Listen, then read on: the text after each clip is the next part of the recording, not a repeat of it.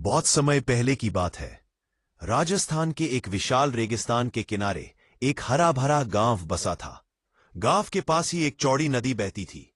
नदी के उस पार घना जंगल था जहां कई तरह के जानवर रहते थे। शेर, लोमड़ी, सियार, ऊंट और ना जाने कितने पक्षी।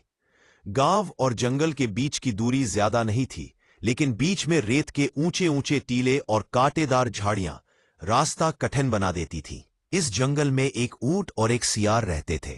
दोनों में बहुत अच्छी दोस्ती थी।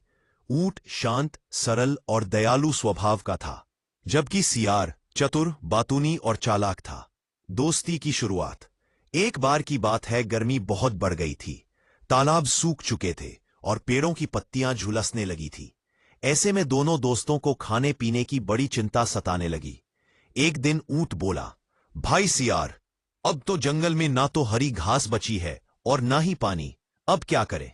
सियार ने अपनी चालाक आंखें मिचमिचाईं और कहा, दोस्त, मैं तो कल ही नदी के उस पार गया था। वहां खेतों हरी हरी फसलें लगी है, गन्ने, तरबूज और मीठी खीरे। अगर तू मुझे नदी पार करा दे तो हम दोनों पेट भर दावत उड़ा सकते हैं। ऊंट ने थोड़ा सोचा, नदी पार कराना तो मेरे लिए आसान है, पर अगर किसी किसान ने देख लिया तो?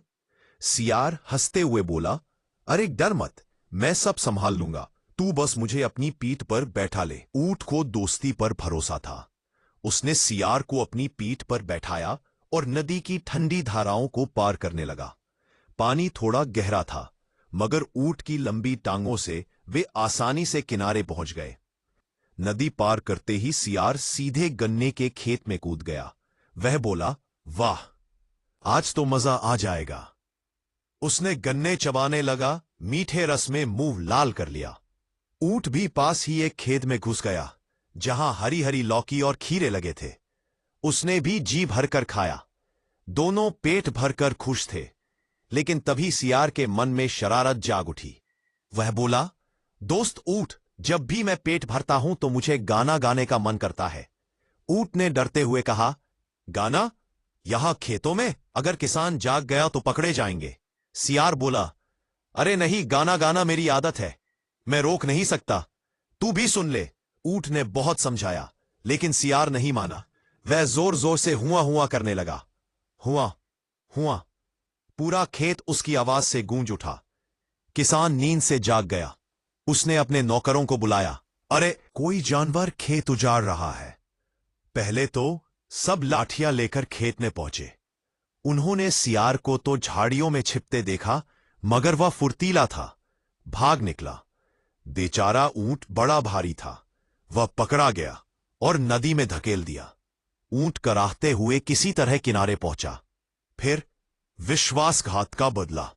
सियार नदी के उस पार बैठा ऊंट का मजाक उड़ाने लगा। अरे मेरे दोस्त, तू तो बड़ा भोला है, इतना धीमा क्यों भागा? चल, अब वापस चलते हैं, मुझे घर की याद आ रही है। ऊंट ने धीरे से कहा, ठीक है भाई, मेरी पीठ पर चढ़ जा। ऊंट फिर से नदी में उतरा तो ऊंट ने अपनी चालाकी दिखाई। उसने कहा, भाई सियार, जब भी मैं किसी ने मारा हो और मेरा दिल दुखी हो तो मेरी एक आदत है। सियार ने पूछा, कौन सी आदत? ऊंट ने शांति से कहा, मैं तब पानी में डुबकी लगाता हूं। और इतना कहकर उसने अचानक गहरी डुबकी लगा दी।